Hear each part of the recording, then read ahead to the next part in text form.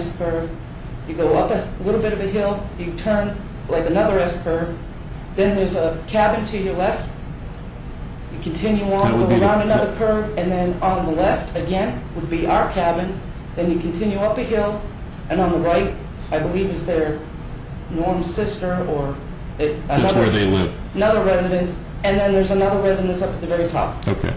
All right, so that gives me a picture of it. Okay, so go ahead.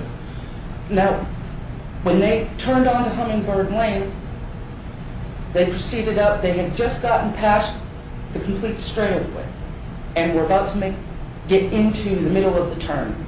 And that's when they had seen her up at the very top of the hill, rush down, right in front of them.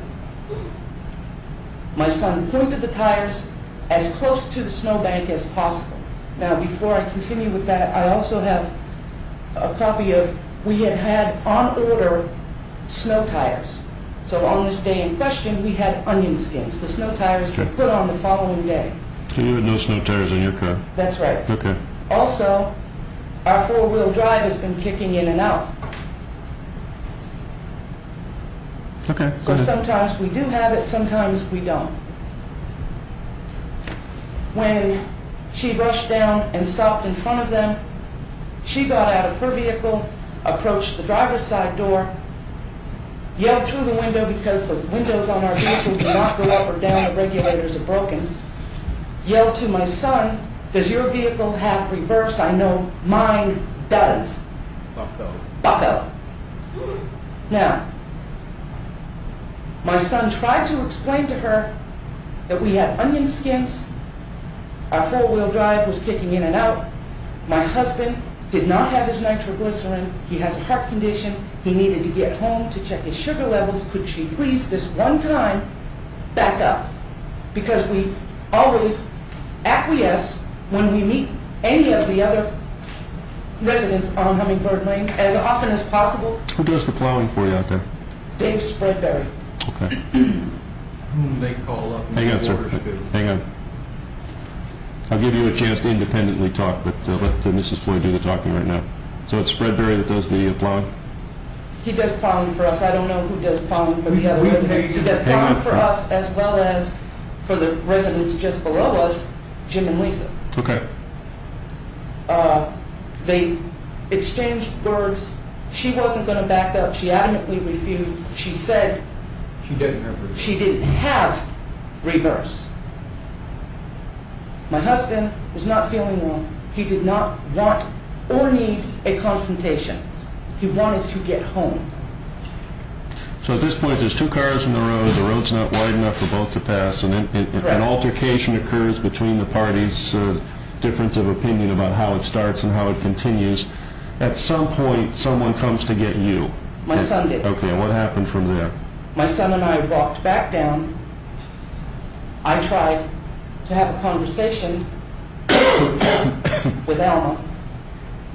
There was no reasoning with her. She kept raising issues that had nothing to do with resolving the situation. And I kept trying to ask her, "Ma'am, none of these things have anything to do with this. Is there not an amicable resolution to the situation, to resolve the situation? Our four-wheel drive is kicking in and out. We just need to get my husband home. He could go into diabetic shock." So at some point you get back in your vehicle and you back up. When I saw there was no reasoning with her, I sent my son up to the house to call 911 because I didn't, and I told her I did not want to take a risk on onion skins backing up.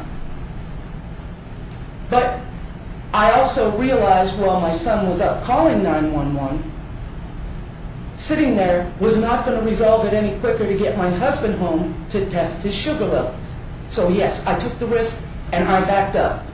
But before I backed onto 112, I stopped and I got out and I just wanted her to realize that I was the one that sought an amicable resolution to the situation.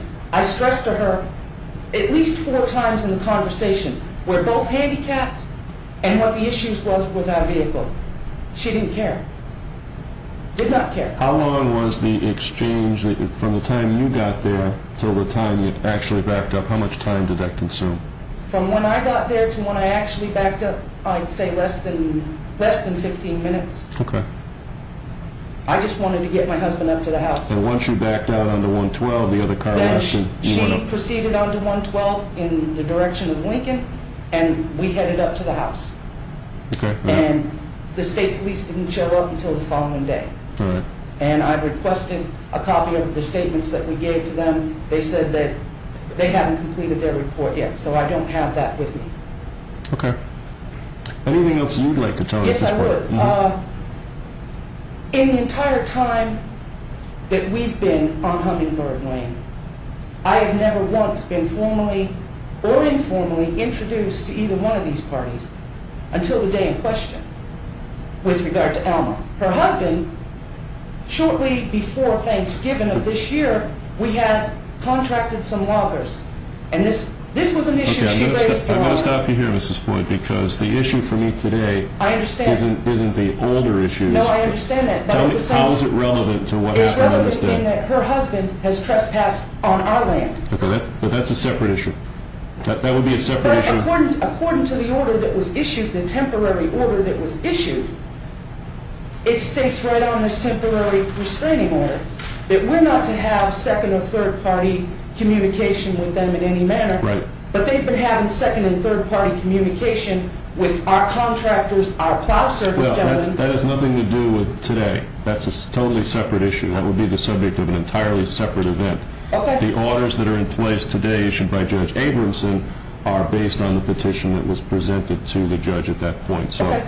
that's why that's the way it is. Now, what I'd like to do at this point is, Mr. Floyd, you don't have to stand up if you have a cane problem. Would you raise your right hand, please? Do you solemnly swear the testimony about to give in this matter is the truth, the whole truth, and nothing but the truth, so help you God? I do. One of the allegations in this petition is that you threatened the petitioner with a weapon. No, she's the only one that had a gun Well, I want you to explain that to me, sir.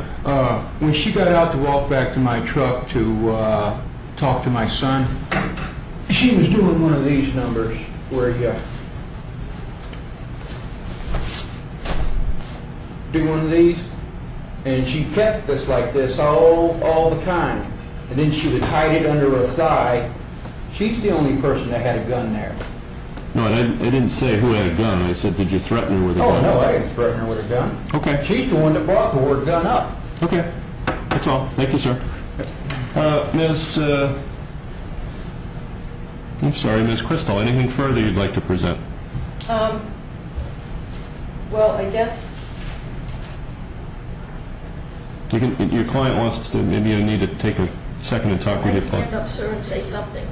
Sure, everybody else has had a chance. Why don't you? Would you raise your right hand, please? Do you solemnly swear the testimony about to give in this matter is the truth, the whole truth, and nothing but the truth, so help you God? Yes, sir. Okay, Yes, what would sir. you like to tell me? First off, I swear to you. Let's do this first, though. Tell me your name for the record.